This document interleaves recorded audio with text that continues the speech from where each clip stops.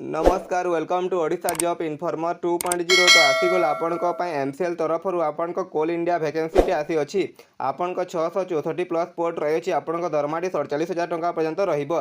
तो आपण mining cedar post अच्छी जूनियर गवर्नमेंट पोस्ट अच्छी सर्वेयर पोस्ट रही जदि आप आवेदन करने को चाहते हैं आप भिडियो को शेष पर्यंत देखो।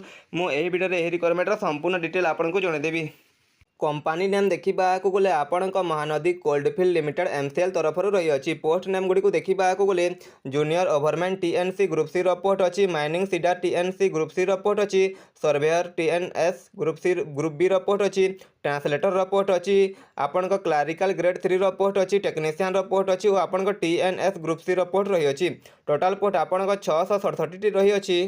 सैलरी गुड़ी को देखा गले आपण बेसिक पेटी 41,966 टंकार नहीं कि 51,103 टंका पर्यंत आपण पोस्ट अनुसार पर मंथ सैलरी क्वालिफिकेशन आप डिप्लोमा डिग्री करेंगे माइनिंग इंजीनियरिंग रे ताहले आपण आवेदन करेंगे बीए विथ इंग्लिश हिंदी रे ट्रांसलेशन करेंगे ताहले आपण आवेदन करेंगे आपण पैथोलॉजी रे डिप्लोमा करेंगे ताहले आपण आवेदन करेंगे।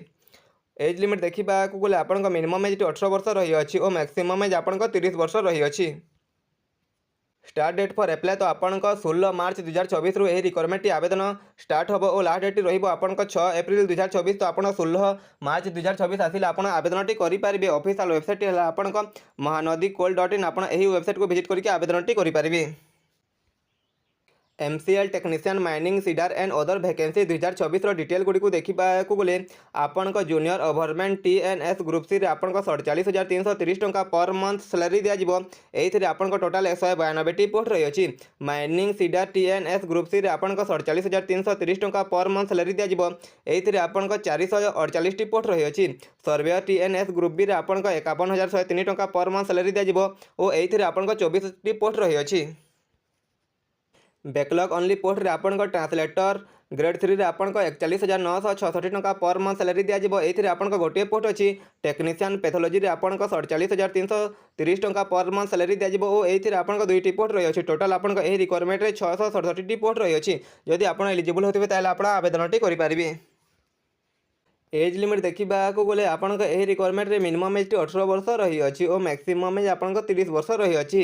As relaxation as per government rule हिसाब से जदि आप एसटी कि एससी होते आपको 5 वर्षर एज रिलैक्सेशन दिज्व और जदि आप ओबीसी होते आपको 3 वर्षर age relaxation T दिज्व।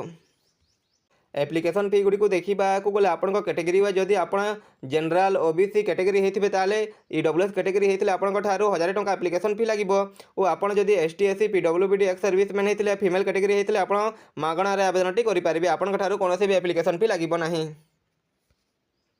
Important date Gudi को देखा गले रिक्वायरमेंट नोटिफिकेशन आप 21 फेब्रुआरी 2024 दिन रिलीज होती और आपको एप्लायटी आप 16 मार्च 2024 आवेदन हम और लास्ट डेट रही है आप 6 एप्रिल 2024। सिलेक्शन प्रोसेस गुड़ी को देखा गले प्रथम आप कंप्यूटर बेस सीबीटी एग्जाम टी हम ता क्वालिफाई कर सारापर आप डॉक्यूमेंट वेरिफिकेशन हम डॉक्यूमेंट वेरिफिकेशन जब आप क्वालिफाई कर फाइनल सिलेक्शन टी पाइपर।